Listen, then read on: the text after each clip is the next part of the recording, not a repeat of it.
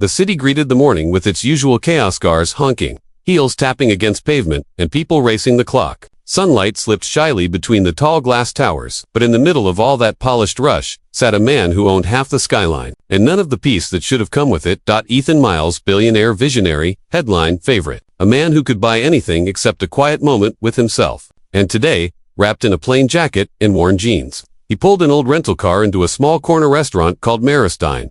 No cameras, no board members, no pretenses. Just ordinary people, the kind he hadn't been in years. And that's exactly what he was craving.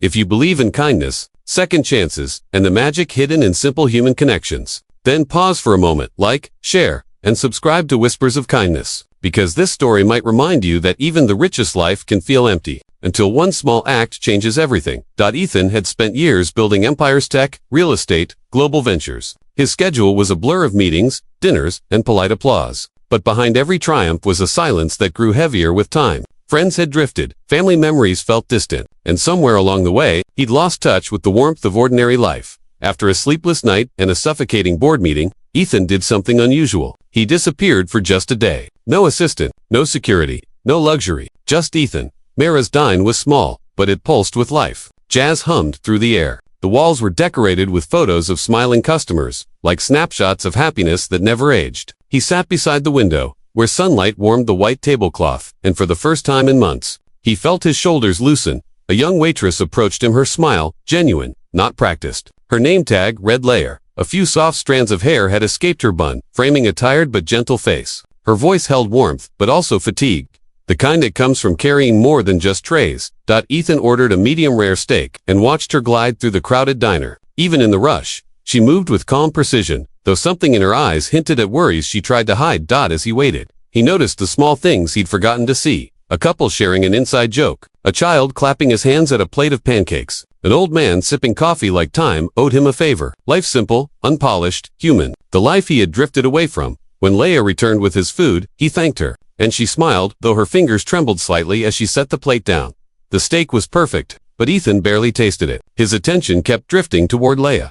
The way she rubbed her wrist as if it hurt. The way her smile faded when she turned away. The way she checked the clock with growing dread. When he finished eating, she placed the bill on the table. "Thank you for dining with us," she whispered, but as she slid the check toward him, she also slipped something else, a small folded note. Her hands shook. She moved away quickly. Pretending nothing happened, Ethan unfolded the note. Beneath the table, the handwriting was rushed, fragile and desperate. "If you're kind, please don't ignore this. My little brother is sick. I'm working double shifts to pay for his treatment, but my manager said if I'm late again, I'll lose my job. I don't want pity, just a chance."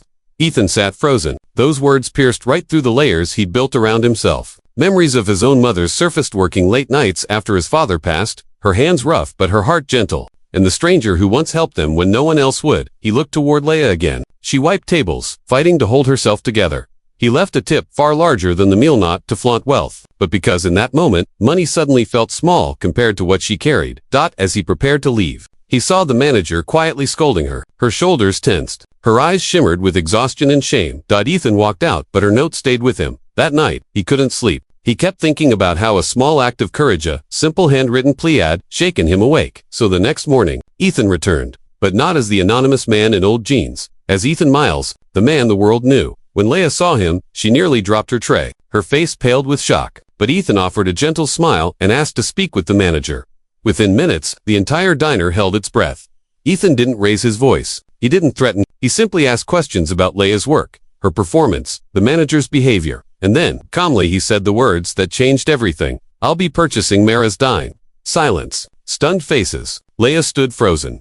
"No one here will lose their job," Ethan added. "Especially not the people who bring kindness to this place."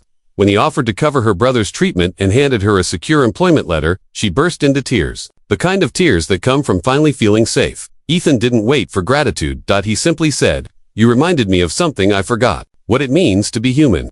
Under Ethan's ownership, Maristine thrived. Fair pay, warmth, laughter. Leia's brother slowly healed. And Ethan, though still running his empire, found himself returning often, ordering the same steak. Sitting by the same window. Not as a billionaire escaping loneliness, but as a man who had found meaning again. Sometimes the richest moments aren't born from wealth, but from heart. And sometimes the person you help ends up saving you in ways you never saw coming. If this story touched your heart, don't forget to like, share, and subscribe to Whispers of Kindness. Let's fill the world with stories that remind us that kindness still lives even in the places we least expect. Before you go, comment below. I believe in kindness and second chances.